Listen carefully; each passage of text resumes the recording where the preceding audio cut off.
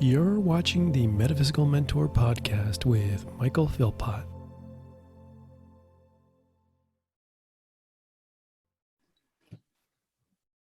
Hello, everybody. Thank you so much for joining me today on the Metaphysical Mentor podcast. I'm your host, Michael Philpott, and today we got a special guest here, my good friend RJ, and this is going to be a fantastic show. So for those who are listening, and I think a lot of us can relate to this. If you have any illnesses or bumps and bruises, if you're going through a rough time, something physically, mentally, emotionally, and spiritually, this is going to be a show to really help you supercharge you and inspire you to about self-healing.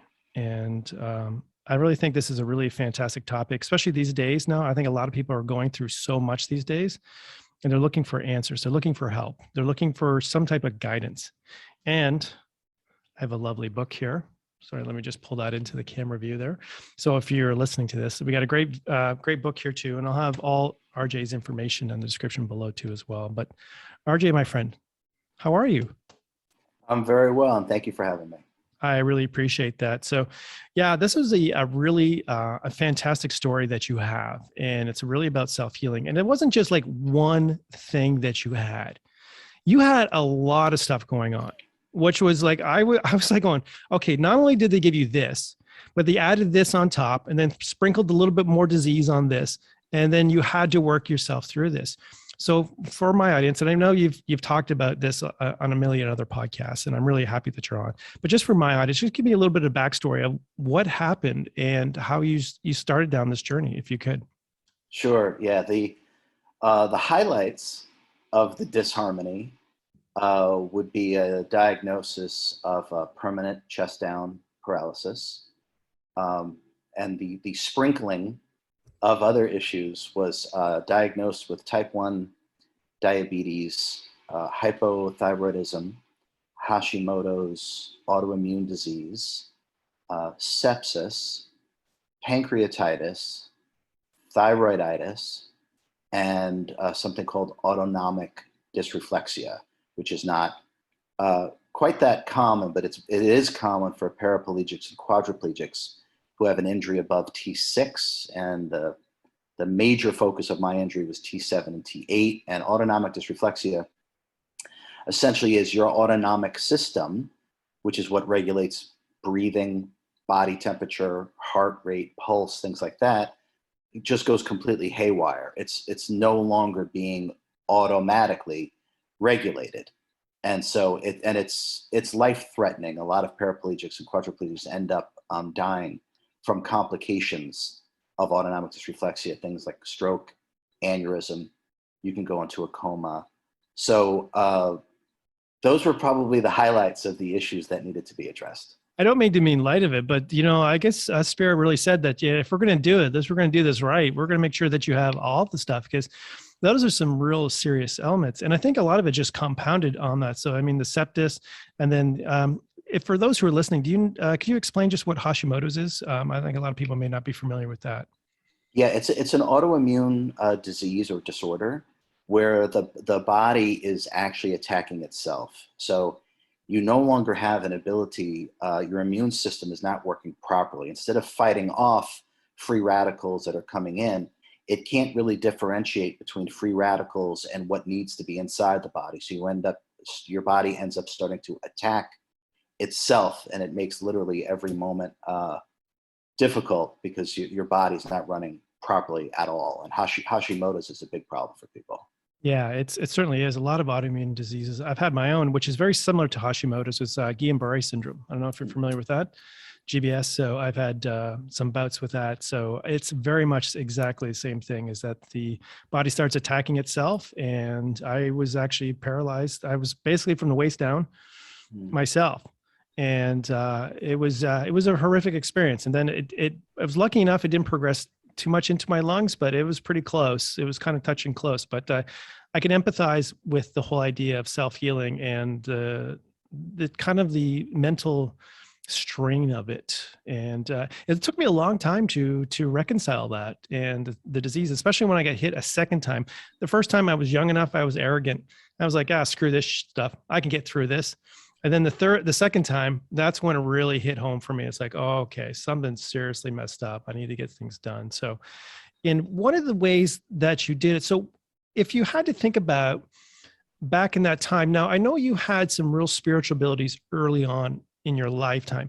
Was it that kind of the precipice that gave you the kind of the little nudge to kind of, let's say, hey, I can do this. I can heal myself.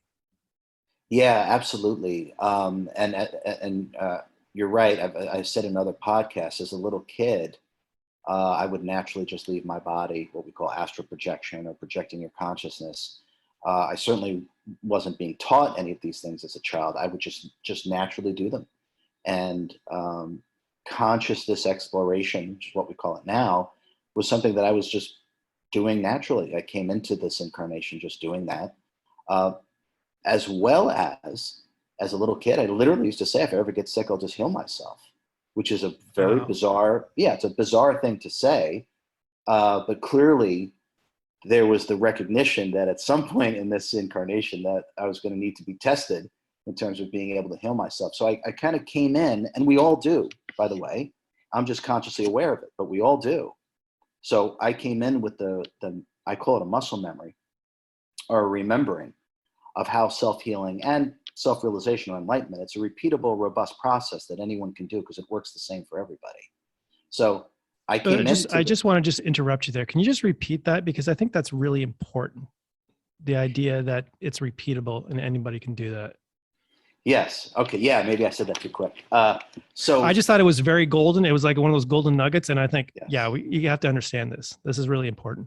Sorry to Yeah. interrupt you. So no, that's okay. That's okay. I'm glad you did. Actually, we should maybe talk about that for a second. Self-healing and self-realization and enlightenment, from my perspective, they're the same thing. Okay. Self-healing and self-realization are related to one another. There's a synergistic relationship between those two things. I would not say they're the same thing. They're in the same ballpark.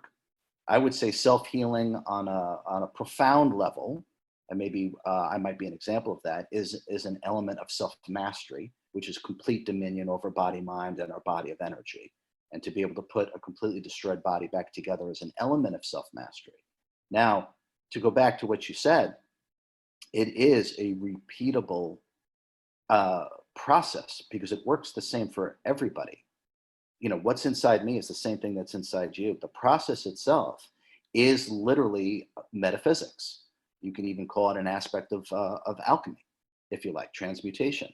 So by doing certain repeated exercises and protocols, anyone can bring themselves to a state of self-realization or enlightenment.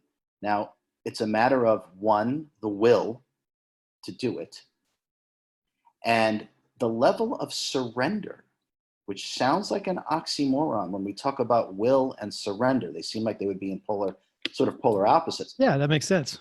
Right. They're not. So from my perspective.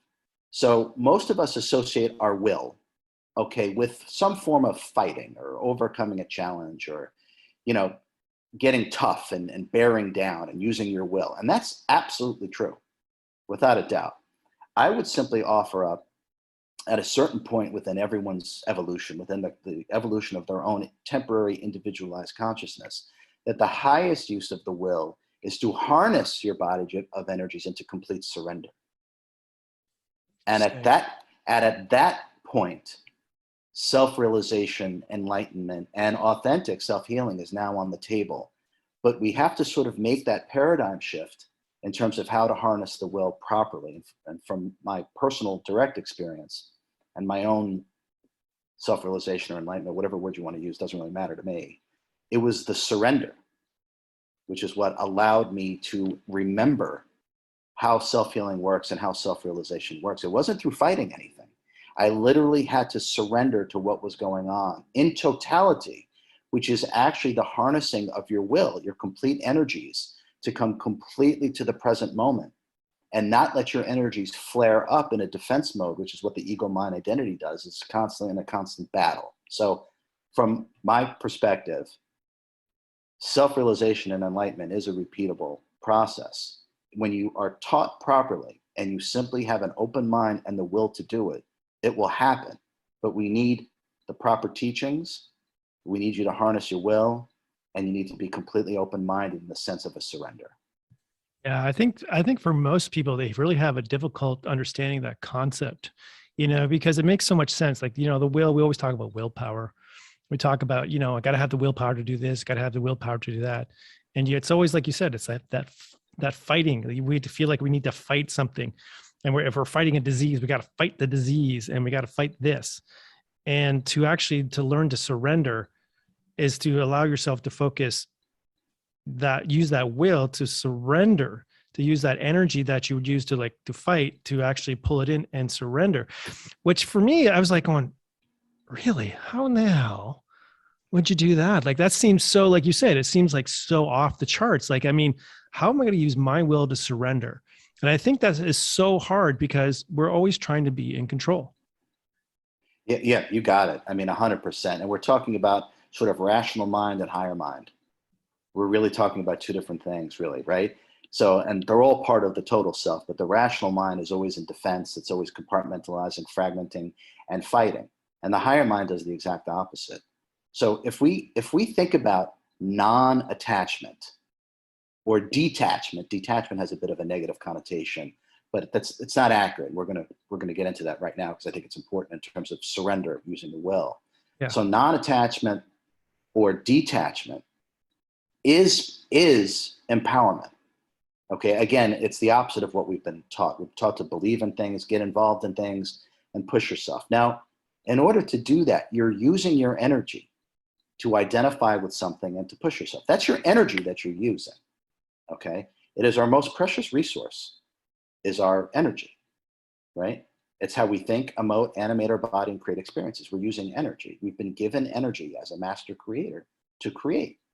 Now, if we want to become immensely powerful, you actually have to detach from everything and surrender. Now, what happens is all the energy that you have been using to be attached to this idea, attached to this belief, attached to this concept or this agenda, when you detach, all of your energy comes back to you through the surrender of detachment. Okay, I just had a little light bulb thing, but I go, holy geez, it's sorry, that just makes so much sense. Oh my gosh, that is like, okay. So basically, let me just kind of reiterate there. So that was really profound. I had a little boop.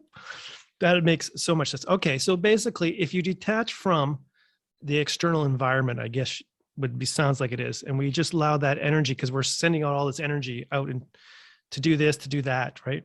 And now we're reclaiming it. We're pulling it back into ourselves. Now that's availability in our field to actually start working and healing ourselves. Is that correct? Am I getting that right? Oh, you got it right. You hit the nail on the head. That's the $1 million answer right there, my man. Yeah, this is very misunderstood. And it's because we're taught the opposite. I mean, we're literally taught the opposite. So yeah, you're so true. And I just don't want me to interrupt you, but the only thing is always about action. You got to take action. It's action. You got to be doing that. And I think society shames us if we're not doing action, if we're not doing something. Like your life's not, you got to be doing something in order to get through life. I mean, sure, we got practical, we got to take action. I get that part.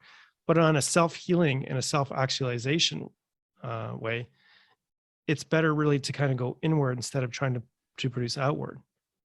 Oh, 100%. Outward is illusion. And for those that haven't realized that, you will eventually, whether it's this lifetime or another. Outward is an illusion. It's a fool's pursuit, I promise you. Self-realization and self-healing is an inside job. Self-mastery is not a target that lies outside of the self. It's all within. Now, part of the reason why this is difficult for people is because of deep, deep subconscious programming in terms of being productive, right? We have been literally brainwashed into quantifying our existence based upon some level of productivity. We always measure our day or quantify our day based upon what it is that we did, what it is that we accomplished, how much stuff did we get done today, right? If we got a lot done, we had a good day. Okay, I would say it's time for humanity to completely invert that and do the opposite. If you feel the need to quantify your day, to measure your day, I suggest quantifying it by looking at how much presence you bring to each moment. You'd almost think it, How? Yeah, sorry, that almost sounds like you can use that as your own commodity, is the level of presence. Instead of having dollar bills, use that as your commodity. yeah. All quality of life has to do with how present you are from moment to moment. What Wow. the reason why we go from one thing to the next thing to the next thing to the next thing, it's never good enough, no matter what it is because really, ultimately, what we're seeking is our own self-realization, our own direct connection to the divine. And we can't get it through things outside of ourselves, which doesn't mean we haven't stopped trying. But eventually, we're going to come to the realization the reason why I'm just constantly ravenous and craving for achievement and things to do, and I never really become completely satisfied, is because what we're ultimately looking for is this direct connection to the one self within us all. And you can call that self-realization, enlightenment. You can call that faith, direct communion with God. But this is really the key. The kingdom of heaven does lie within. And when we learn how to detach and surrender, all the doors open up. Wow, that's so profound. I'm really happy that you're on it because this is like kind of perfect segue to a lot of the podcasts that I had previously, and it's kind of leading up and building onto this. So I really appreciate that because I'm always in the firm belief that we can have the ability to really reach a level of enlightenment in this lifetime. It's just whether you kind of take, like you said, the will, and you just focus it more inward and do that work. It is like work in some ways, but I think from your perspective, it doesn't have to be, again, quote unquote work. It could just be part of your daily process. Yeah, I mean, it's really working in this way is really being more authentic because we're being true to ourselves. And Yeah. instead of everything that we do is at the behest of our ego mind identity, which is why life is unsatisfying and why there's always a struggle and we're always trying to achieve something, is because we're trying to be something that we're not, which is this human character that we've created through incarnation. So when you adopt the understanding of detachment or non-attachment through surrender, you become so powerful because all your energy has returned to you. And now you're no longer doing all of the things that you've been doing every day at the behest of some sort of societal conditioning. Now what happens is you're leading an authentic life. You're doing the things that actually come from the self. We don't want to have our activities driven from the mental body. The body can't handle that, which is why people are sick and depressed and have anxiety. Our body was designed to respond to the inclinations from the causal body or from the higher mind or from the self. The body is perfectly attuned to and designed to respond to those inner knowingness and those inner passions. It was not designed to take direction from the mental body. And this is part of why humanity suffers. This is part of why humanity gets sick. And this is why humanity has lost the remembering of how self-healing and self-realization actually works. It is not a mental exercise. And when we start to realize that, not only individually are we going to grow by leaps and bounds in terms of the evolution of our consciousness, but for those that truly desire a different planet, a more wise, compassionate, loving planet, it's only going to happen when we start operating in the way that I'm talking about, in the way that this book lays itself out. I'm not the only being to write a book like this. My perspective is that this is, at this moment, the most advanced understanding in terms of self-healing that exists right now, which is why I'm here to teach this. Yeah. But in terms of these principles and understandings about energy and detachment and about going within, this is universal and has been taught and talked about forever. Yeah, I think that's one of the things. It's really modernizing, like you said. It's like a lot of the ancient texts and a lot of the abilities that we had. I had a couple of people on. We talked about talk about as far as back as the Egyptians, the Atlanteans, even Lemurians. We had these abilities to leave our bodies, do all these crazy stuff, and we've forgotten that over the years. And it's just part of our, if you'd like to say, it's part of our DNA, and it's part of our celestial DNA. I would probably say it would be a better description of that. So how do we really free our ego from the prison of which we've created? Like, is it just as simple as surrendering, or is there a little bit more to it than that? Well, so surrendering is a key component to that, obviously. Okay. Most of what it is that we do, in fact, I would even say that everything that we do, our entire behavior is dictated by our subconscious mind. Our subconscious mind is actually what creates our reality, and our conscious thoughts have very little effect on reality, which I think is going to be mind-boggling for people. And I'm exploring this in the, yeah, go ahead, yeah. No, sorry, because when you said that, it's another one of those golden nuggets that you just got to just reemphasize, because I think I'm just like, oh my God, I'm like literally, my brain is like melting right now. I'm like getting all these truth bombs, and it's just like, but also at the same time too, I'm just like, yeah, that makes so much sense. That makes so much sense. So sorry again, everybody's going to be hating me after this podcast. Why you keep interrupting him? Mike, shut up. Let him speak. I'm sorry, but I'm just getting too excited. Sorry, guys. No, it's, by the way, it's okay. That happens a lot. There's this incredible, and people are, or there's almost like this stunned sort of silence that goes on for quite a while. It's okay. They kind of both mean the same thing, by the way. So, but when, the subconscious mind I'm exploring in my second book, which I'm kind of knee deep in writing right now. So not to take attention away from Supercharged Self-Healing, because I feel it's literally a book that needs to be read by everyone in terms of understanding how it is that we operate. And self-healing is only going to become more and more and more important for everyone who's listening to me right now. You're going to need to understand how to do this. You're going to need to be able to work on yourself properly. You're going to need to be able to help others with their own healing. This is the direction that we're going in. If some of you haven't realized this, Yeah, it's like a necessary life skill. It's like cooking, driving, anything like that. It's going to be natural as breathing, like taking a shower. These are some of the abilities. It's a new skill. It's an old new skill, I should say, that we have to learn. That it's just something that we have to do on a daily basis. And it's just like, learning how to cook, learning how to drive, and we all can do it. So yeah. This is part of our makeup. Many of us feel that we can self-heal ourselves. And many of us feel that we can become self-realized and enlightened. And that's because we have. I describe this as a memory, as a muscle memory. As a little kid, I said, if I ever get sick, I'll just heal myself. I knew this was within me, absolutely. And enlightenment or self-realization. The reason why beings can achieve this is because they've done it before. Without me getting too specific about things, this level of consciousness and understanding is not new.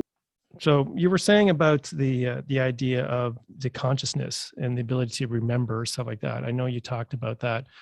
As a kid, did you actually have vivid dreams of past lives where you understood this type of healing, or is it just something that you didn't really just know what it is? You were just doing it, like you said, like this muscle memory that you had. Yeah, there was just an innate knowingness that that if it came to, at some point, I know how to heal myself. If I get sick, I'll just heal myself. It'll all just come back to me. What I was doing as a child is that I was leaving, we'll say, this frequency or this reality, and I was interacting with other beings, other advanced beings. And that was home. This is clearly a temporary sojourn. No one is from here. So I was being my true self, which is why I was leaving my body. My consciousness was free, which is the case for all of us. Our consciousness is free. Our only bondage is not realizing that. So this was normal. And these understandings are ancient. And I just simply remembered.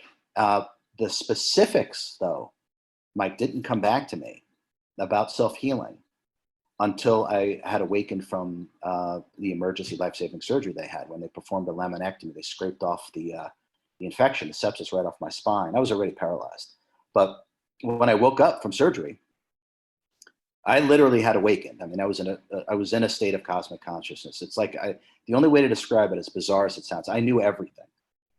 Everything was at my disposal. It's like someone had pulled back the curtain, and it was just all there for me. It's like the gift of remembering had been given to me. And the ICU nurse literally came in. It was 3 o'clock in the morning. I think we took this out of the book, but anyway, it was 3 o'clock in the morning.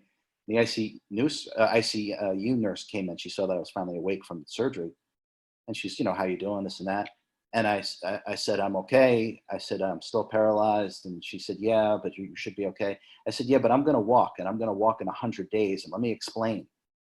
And I literally started going into the ascended frequencies healing technique, which is captured in the book, all these different things that I was going to do and how it works, how metaphysics actually works, the different frequencies, the energetic templates, all of these things. And she's just looking at me like literally, not that I have three heads, that I have three heads and from another planet. She's like, how in the world do you know any of this? Yeah. And the only thing I offered was that I just remember how it works.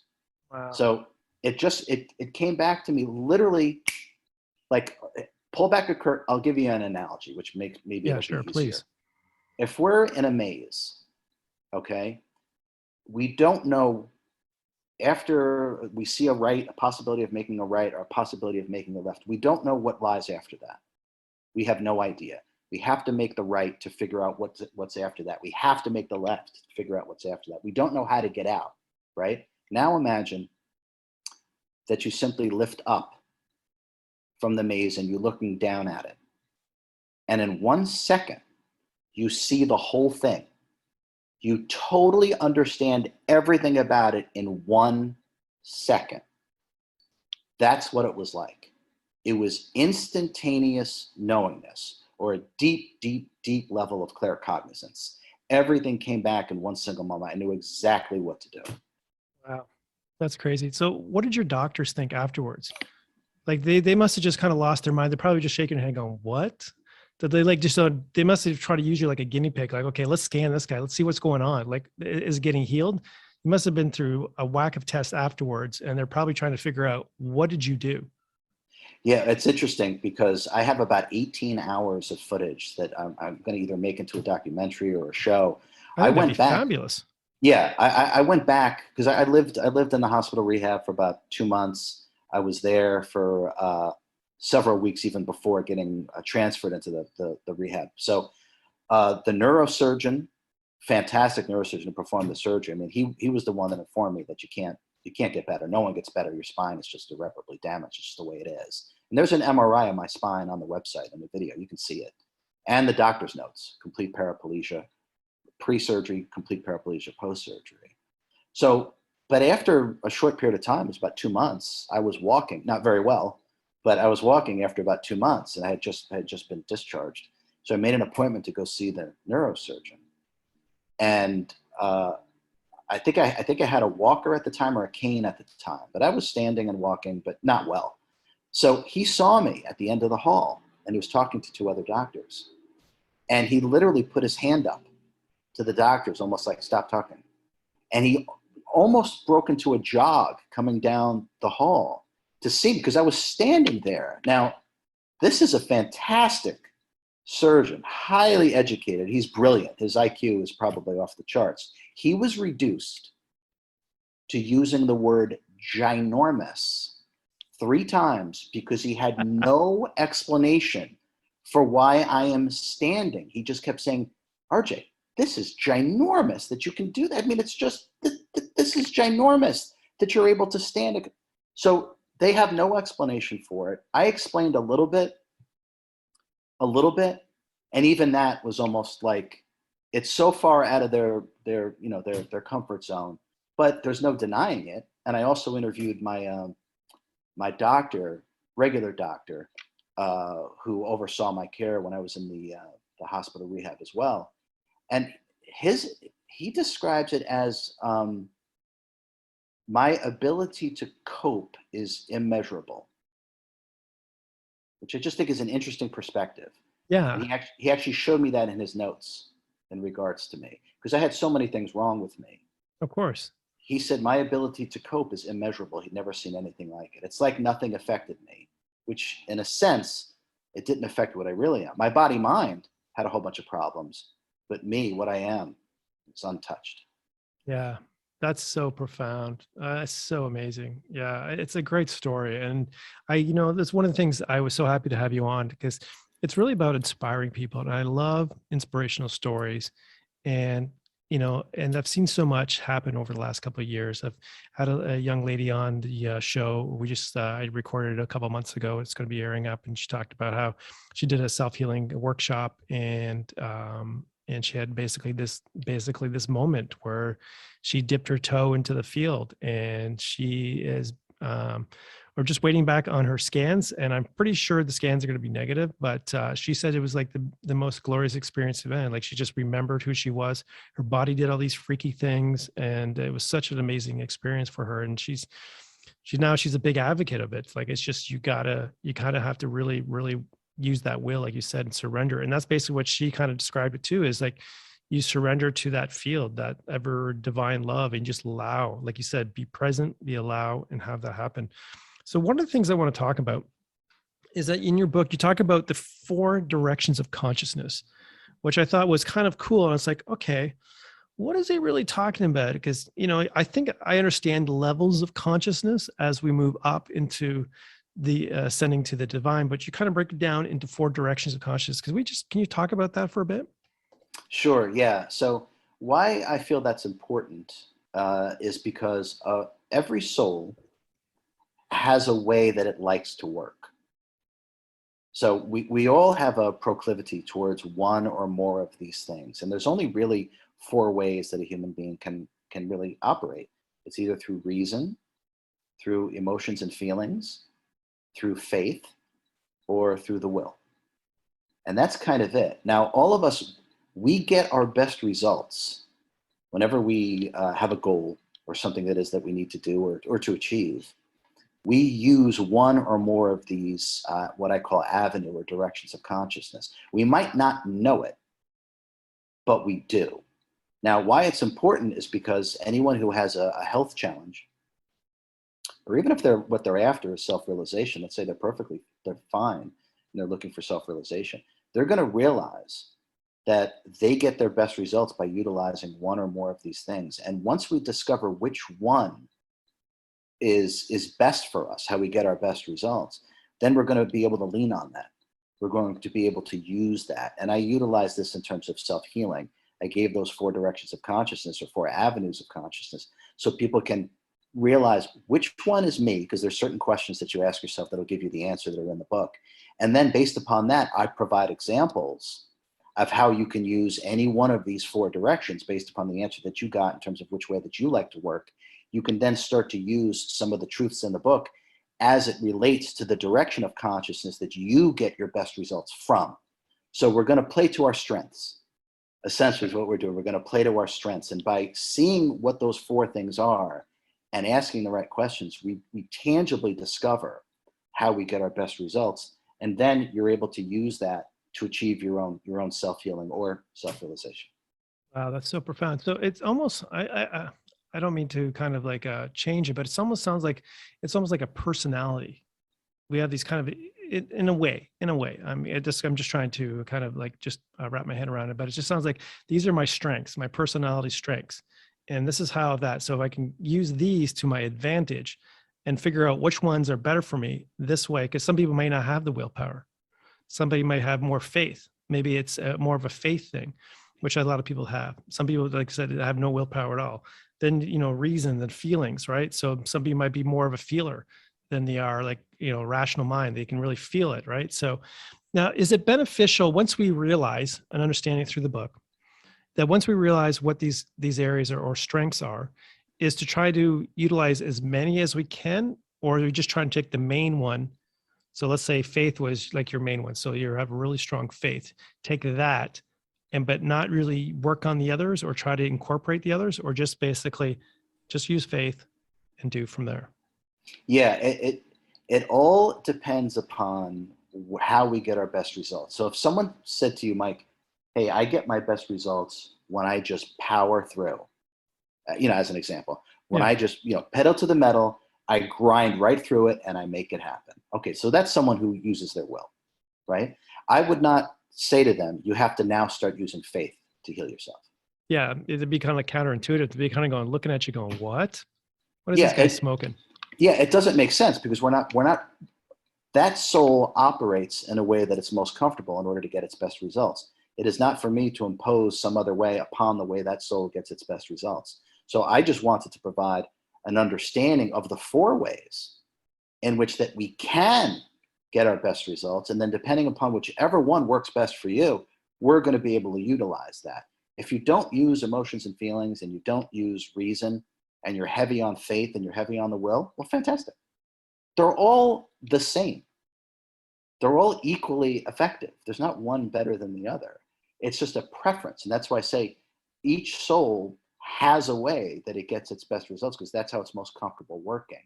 And for whatever it's worth, for me, faith and the will Yeah. is what I tend to, will say, rely on or utilize. But I know plenty of people, and I've worked with plenty of people who use reasoning.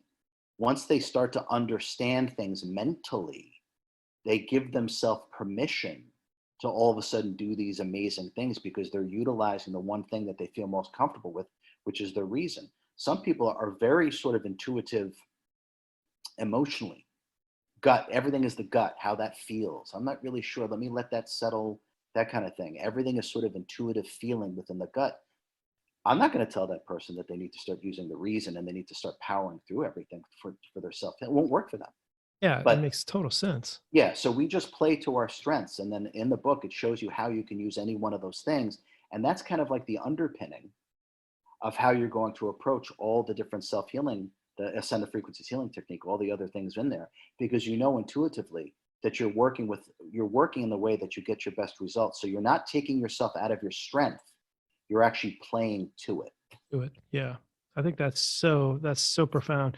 And I really enjoyed the fact that you didn't go too woo-woo and you didn't go too scientific that you lose somebody. So it's a really nice balance between the two worlds. You stay in enough to kind of, for the people who are more, like you said, it's like, it's a personality or the base of the consciousness. It keeps them engaged, everybody engaged. So everybody can take a piece of this, whether you're in the more into the woo-woo and you want to talk about the angels and the frequencies and the divine, or you take it to the more scientific approach, the reasoning point, which is really a nice balance, because it gives a very practical ideas. Because I think a lot of people are very much reason based. Some people are very more heavily kind of the woo-woo based, and it's that really nice bridge and that gap to utilize both of those things and bring it together so that everybody can be included into it. So they're not going to look at the book and go, "Oh, this is too woo-woo for me. I'm not going to read this," or the other opposite thing. It doesn't have enough, but it has enough practical information in there that anybody can actually enjoy and read and understand and have those practical applications on it. So I do appreciate that, because I think that's one of the things over the course of doing the podcast and just in my own life, a lot of people are just, it's either they're very diverse, like they want one thing or the other. There's really not that balance. And I think that's really the important thing, is to really have that big balance on that. So if you had to think of one thing that really, really gets in the way of most people's ability to start their self-healing, what would that one thing be? Oh, the Or ego. several things? The ego. The ego. So, without a doubt. I mean, without a doubt, I call it the ego mind identity, as you know from the book, the EMI, because I feel that's more accurate than just saying ego, because it has to do with our identity and it has to do with the way that our mind functions based upon our identifications. Okay, because our mind can only process things that we identify with. So if we start to look at this from a higher consciousness perspective, it's really an ego mind identity. Now, from my understanding, the ego mind identity is literally the only obstacle that exists. The only obstacle between your own self-realization, direct communication with God, putting your body back together, is your own ego mind identity. That's it. Okay. There is no resistance. What is what is. There's no built-in resistance to anything. There's no built-in obstacles to anything. That does not exist. We create them. We create resistance. We create obstacles due to the narrowing of our own consciousness through the formation of our ego mind identity. So it is also my direct understanding that all sickness and disease comes from disharmonious thought patterns. Yeah. All thought patterns are in relation to your ego mind identity based upon your identifications. So again, we create our disharmony. We create resistance. We create obstacles because they don't authentically exist. There's no resistance to what is. None. And this can be tangibly understood through a deep, deep level of surrender. And through this deep level of surrender, when doing the steps and the techniques and the protocols within the book, you will be able to open up your higher mind and you will be able to start to access and tangibly experience some of these things. And you're going to realize there are no obstacles. There are no blocks. There is no resistance. We simply create it. So the most important thing to realize, it is within us all to put ourselves back together. I'm just one example of that. But anyone can do this when they're taught properly. So we have to start to examine the ego mind identity and how it operates, which is why I think, Mike, I kind of don't remember, oddly enough, but I think the first almost 15 or 20 pages, I spend a great deal of time talking about deconstructing the ego mind identity, because that is the only obstacle that exists. And once we understand it and we're able to operate past it, then there's really, when I say that there's nothing we can't do, that's not a slogan. We are a spark of the infinite. We are a fractal of God, literally and figuratively. And so when we remove the obstacles and the created resistance, all bets are off. We can do anything. We can literally unparalyze ourselves. We can heal ourselves of anything. When you are working directly with your higher mind, which is actually the imagination of God, there is no limitation whatsoever. But the key is to identify and then deconstruct the ego mind identity. And then your unlimited nature is now back online. Yeah. Wow. That is amazing. Now, I know you touched on, in your book too, you talk about, we just talked about just briefly about imagination, about the magic of imagination and the power of imagination. Can you just touch on that a little bit more? Because I think a lot of people misunderstand the idea of how powerful the imagination can be, and the magic, I should say. Yeah. So, I make no bones about it. This book and this healing technique is real magic. Now, when I say magic, I don't mean with a C, like 3-card Monty, pick a card. I don't mean that kind of magic. I'm talking about esoteric magic with a CK. Now, real magic is simply metaphysics. Magic, from my direct experience, is the accessing and harnessing of energies that lie outside of physical sensory perception. Simple. Now, that is magic, and that's what metaphysics is. And this book is all about metaphysics and how to do your own magic. And I make no bones about it. I know how to do magic, and I did magic on myself. This is why I'm not paralyzed or dead or deathly sick, and I don't take any medications. So once we learn how to operate this way, there's anything we can do. The imagination is unlimited. It's literally unlimited. Now, we're tamping down on that by using our rational mind for everything. So in other words, a way to look at this, Mike, is that what happens to us, all of us, unless we do real work, we reduce ourselves to what I call body consciousness. Okay. Now, for me, body consciousness is just limiting ourselves to the 5 physical senses, which operate on a very, very, very narrow bandwidth. Okay. Our 5 senses do not perceive much. In fact, our 5 senses perceive 0.003 of what's in the quantum field. 0.003. Wow. Nothing. We perceive nothing.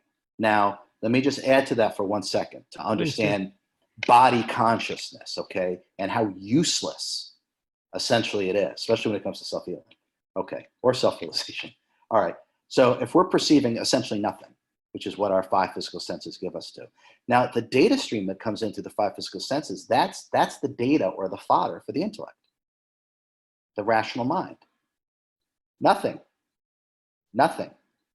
So what we have to start doing is accessing the unlimited mind or the higher mind, which is imagination, to simply recreate or create our reality as we deem fit.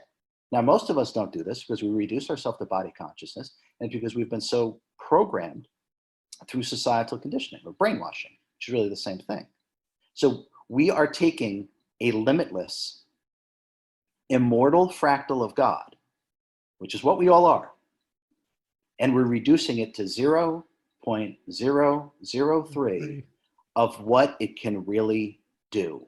And so this book is the reawakening and the remembering of what we really are, how to access it, and how to put yourself back together, not just in terms of self-healing, but in terms of self-realization as well. Yeah. And it covers everything too. So it's like mind, body, spirit, soul. It's like a combination. It's all the factors. So it's a very holistic approach. So it's not just the physical, the physical manifestation. It's, the mental, the emotional, spiritual, soul levels, and it goes on, stuff like that. Now, one of the questions I have to ask you, are you doing any seminars? Do you have your meditations on CD or MP3 or MP4 so people can download and things like that? Do you have sort of stuff like that available? Some of the things that I'm creating. So if people go to the website, what I've done, and I didn't really do, I did very little of it. A whole team that helped. So there's a there's a mobile app and online course. So I've taken the teachings that are in Supercharged Self-Healing, and now you can download it onto your phone. And what's in it is truly remarkable, because I hired a company in Ecuador to do 3D modeling. So I want humanity to see some of the things that I see. And so I hired the company. So when you're doing the steps and the exercises and protocols within the Ascended Frequencies healing technique, now you're going to be able to see some of the things I see in terms of what you're actually doing with your energy, by being able to say being able to see and understand different frequencies of what you're actually doing. So there's incredible 3D modeling in the app. There's whiteboard animation, which I just think is a really fun and Oh, of interesting way course. to learn. There's state-of-the-art computer graphics. There's PowerPoints. There's 25 hours. If you're already tired of my voice, you're probably in trouble. But there's about 25 hours of video of me walking everyone through, explaining, and even explaining things that are not in the book that the publisher had me take out. So there's it's the most comprehensive tool for self-healing that's ever been created. So I've worked on that. That's now available on the website. There's other courses that are available on the website in terms of how to address deprogramming your subconscious mind. There's a course on that as well. I'm going to be teaching live a course on self-mastery, or what exists. Fantastic. Yeah, what exists beyond enlightenment. So just go to the website. There's a whole bunch of things there. And I do have in the works, I am going to be recording a bunch of meditations that I was given or created or developed, which is probably all the same thing, by the way. I'm going to be recording some of those, and those will be available soon enough as well. So I'm always creating things. I would like to do some in-person lectures and seminars. I did before the pandemic. So, but I probably in this next year or so, I'll get back into that as well. So I'd love to be able to do things in person for people as Yeah, well. I think that would be fantastic. Because, you know, as much as, I mean, I love online stuff and I love that, but it's just that personal feeling, because you're surrounded by other people that are, you know, vibrating at high levels, and it really helps that out. And you're building community, because that's really the connection. As much as we connect through the technology here these days, because of COVID, is just, there's something about that personal connection and information, and just that sensory feeling that you got like-minded, and you're finding your tribe, and you can really help out on that, because it's all like-minded people all trying to strive to do the same thing or accomplish the same thing, and have not only just a better healing, but healing humanity in general, and raising consciousness, which I always love. I'm always a big fan of people like that, and especially people like yourself, sir, that are actually out there, you know, dropping these truth bombs and just really making sure that people understand all this information in a very kind of, not a severely detailed scientific thing. So if you're worried about, oh, it's going to be too woo-woo, it's going to be too this, it's not. It's a really good read, and I highly recommend that. So I know we talked about the website, but we didn't actually get the website address. So we can do a little self-promotion here. What's the website? Where can they find you on the web? Yeah, so my website is ascendthefrequencies.com. Okay. Ascendthefrequencies.com, and that's where you can get the online course, the mobile app. You can actually book a private session with me, although I think I'm booked out for several months, but you still can go online and book a private session with me if you want to work with me. There's also a website where you can get a free guide to some of these things I call magic tricks, which instantly bring you into meditation. And maybe we can do one in a second, actually, because I think it's very helpful for people. But that's superchargedselfhealing.com. If you Okay, go to fantastic. superchargedselfhealing.com, you put in your name and your email, and you'll be sent a free guide on how to instantly relieve stress and depression instantaneously. So those are the two: ascendthefrequencies.com and superchargedselfhealing.com. But Mike, let's I know we don't have much time, but I Yeah, think it's listen, we got all the time we want, brother. If you want to do a meditation, you want to give us little trips and trips. I can't speak today. Tips and tricks. Oh my gosh. Now, hold on. Let me just grab a sip of my coffee here. Maybe that might help. Restart. Restart. Yeah. Thank God Yeah. for editing. So tips and tricks. Yeah, we got time, brother. If it's all about you, I mean, I've opened my schedule here to make sure that, that we can spend as much time as we want, because I really think it's important. So, but yeah, please do. Yeah. Okay, fantastic. I appreciate that, Mike. Okay, so one of the things that is essential in terms of self-healing, okay, quality of life, as well as self-realization, right, is the ability to stay in a meditative state. Okay, so our natural state, believe it or not, our natural state is to be completely clear mentally and completely stable emotionally. So in other words, not thinking and not emoting, total clarity and total emotional stability. That is actually our natural state. Now, the default setting for humanity is just to perpetually think. Think, think, think, think, think. Okay, that's not, yeah, that's not our natural state. I know it happens to all of us, the monkey mind, right? Think, Yeah, think, of think. course. Okay. So for me, what was one of the things that I found to be most important in all the teachings probably in this incarnation is to be able to offer up instantaneous meditation for humanity. One way to look at this is the context I'd like to talk about is that if we think back not too long ago, the incarnation of Paramahansa Yogananda. Now, Paramahansa Yogananda left his body in, I believe it was 1952. Now, make no mistake, Paramahansa Yogananda is an incarnation of an ascended master. It's just too close to his incarnation for us to recognize him as an ascended master, but he is. Now, one of his main goals was to bring Kriya Yoga to the West, which is a teaching that has to do with putting the body through all these different poses in order to get ourselves prepared to be able to meditate. Now, the reason why Yogananda, that was his main goal and objective, is because at the time, the base frequencies of the earth and the way the humanity was operating in terms of its consciousness was much lower, believe it or not, than it is now. So there was such identification with the physical, so that in order to get in touch directly with our consciousness, we had to go through the physical. We had to put the body through all these machinations and all these poses just to get ourselves ready to be able to meditate. So now, because of the base frequencies are higher, we don't have to go through the physicality. We can go to instant meditation, which is one of the things that I'm here to teach. So instant meditation is our natural state. And so I'm going to now share with you one way to literally instantly meditate. You're going to be able to go from not being able to stop thinking to literally being able to not think. That is brilliant. That is going to help so many people. Yeah. It's, oh my gosh, this is perfect. Yeah, go ahead, my friend.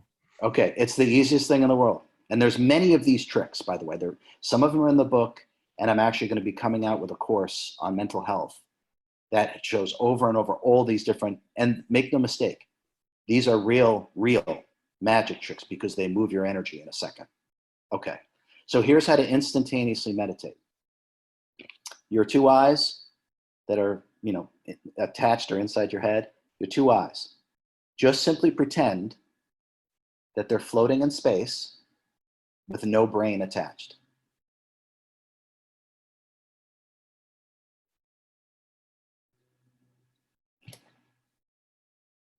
You can't think.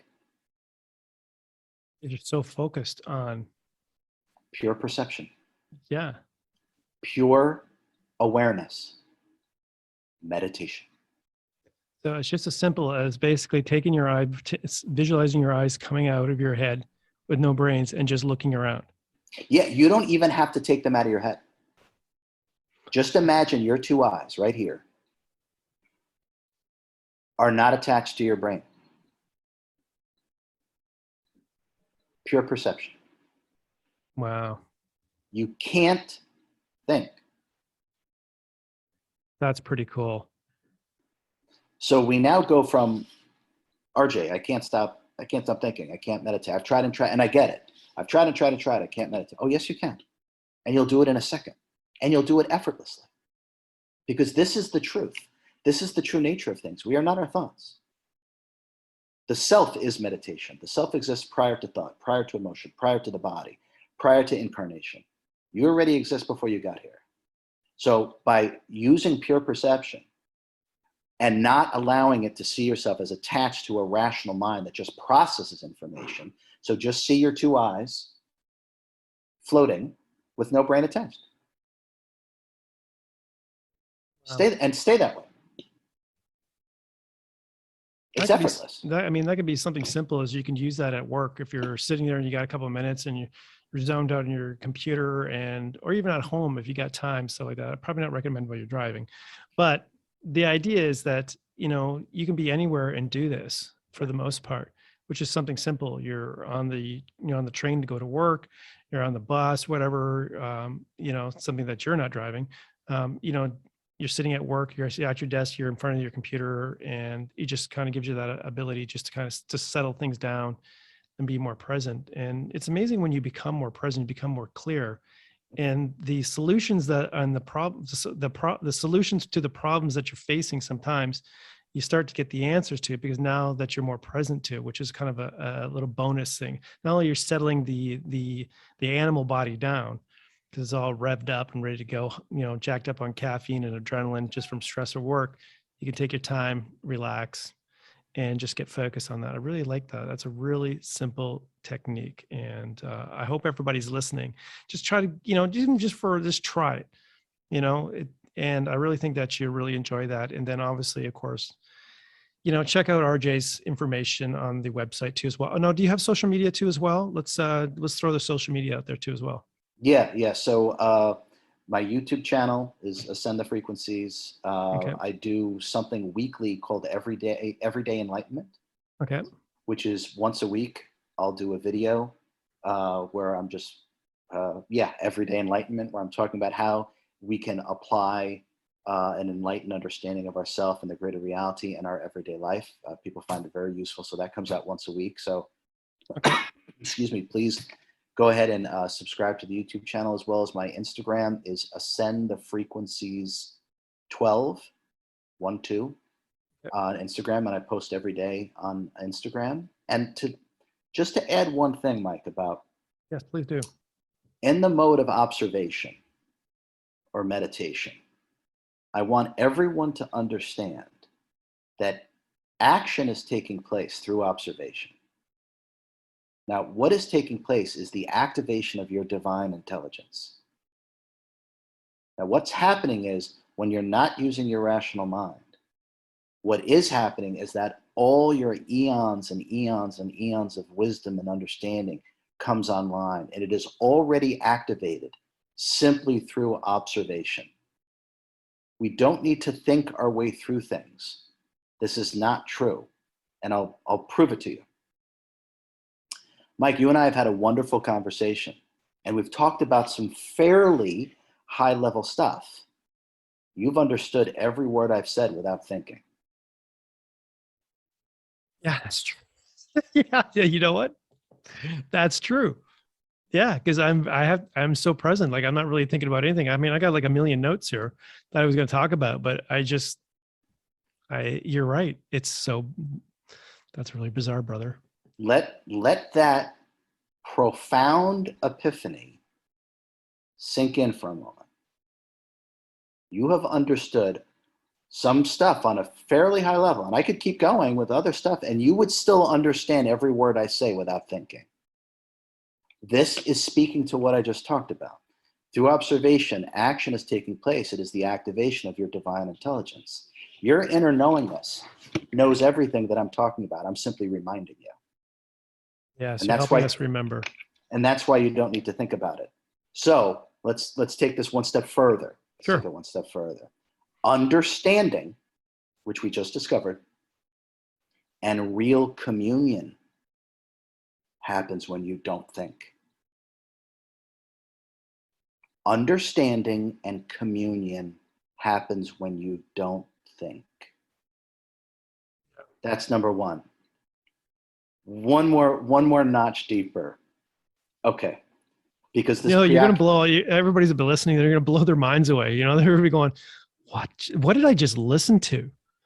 Like, you know, they're gonna have to re-listen to the podcast, which is okay. I don't mind you guys re-listening to it over and over again. Perfectly. Yeah. Yes. But yeah, These, all we're doing is we're taking ancient teachings and we're applying them with a little new flavor today in this incarnation as RJ.